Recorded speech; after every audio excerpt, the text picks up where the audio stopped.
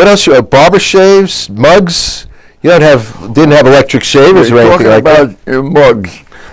Next door to us was a barber shop, and in the barber shop was 2 or 3 rows of mugs with brushes in them, and they had names on them. There used to be traveling artists that would come around, and each customer had their own cup. So they would get either a name painted on it. I remember my father had a hardware store painted on the front of his mug. I don't know where those mugs went to when the barber shop left. I don't know if anybody ever even does that anymore with the mugs. I remember when I first got married, I had to buy one because I really loved that warm shave. A strap with a leather strap, the sharpening a straight razor. And speaking of coal, the guys that used to deliver the coal with the big bags on the back?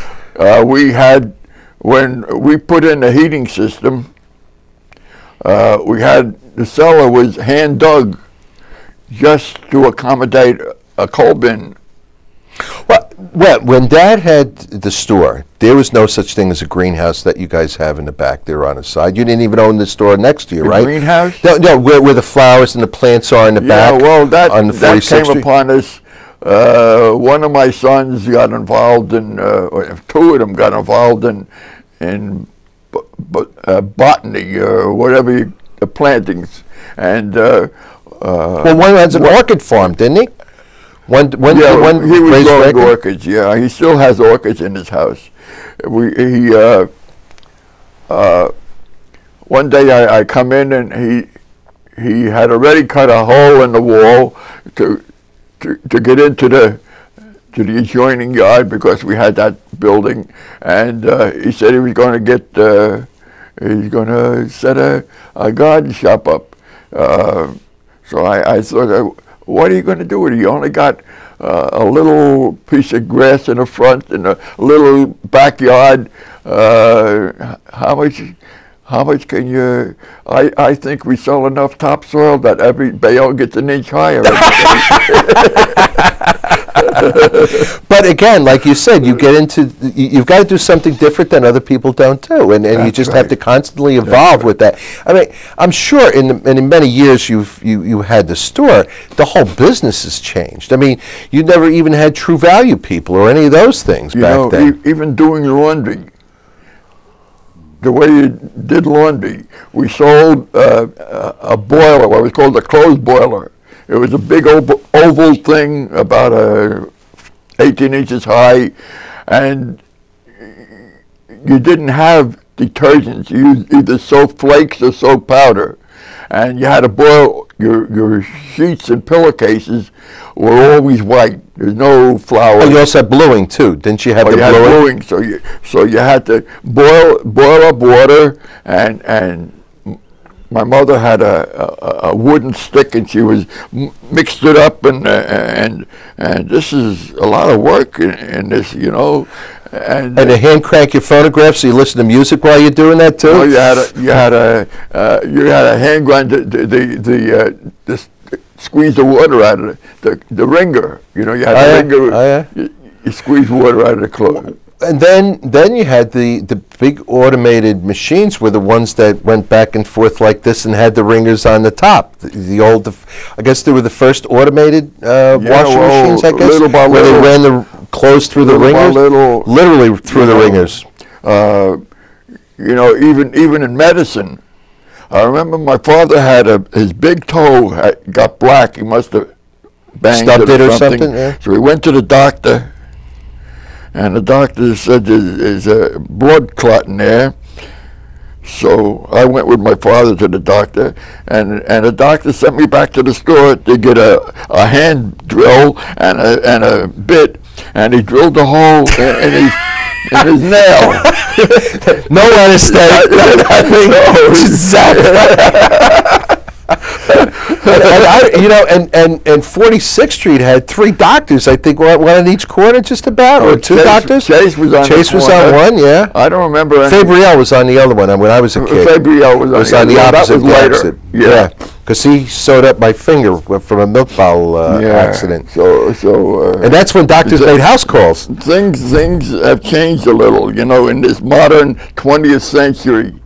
Well, but you also have seen a lot of what people would call medical miracles, but things that couldn't have existed way back then. Absolutely. We've gone quite a ways in medicine and in technology and science. I have to say this. Al has been. I saw him firsthand when he joined the Rotary when we recruited him, and he's the kind of guy that's always working in the background that just does so much for an organization. The Masons were another one that you did a lot of work for. Yeah. You did a lot of work for your temple, and the beat goes on. Not in the forefront. Always in the background, and you didn't want to be president. Just give me a job, Sergeant Arns. Give me treasurer. Give me this. Give me this. Yeah, and the people that you really need, they're the backbone of the organization. It's an old story that you want a job done, you give it to somebody that's busy. That's busy. That's right. That's right. And I know. And I'm still busy. I'm still. I run the office. I do the paperwork, and I'm not there full time, and when I'm not there, it just piles up on the desk. Well, we're just into the wrap up, but I knew Al from the business end of it, and then I knew his kids through the Boy Scouts. I mean, just a marvelous contributing family to Bayonne. But before we wrap up, I do have another public service announcement that I want to make.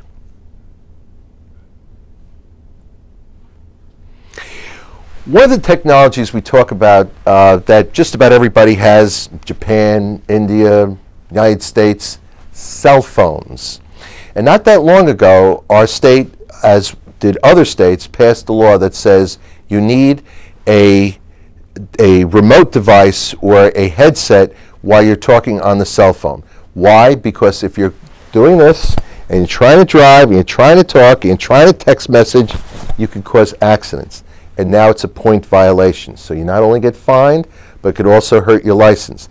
Not only that, it's not only dangerous to yourself, but it's also dangerous to the other motorists and pedestrians that you encounter.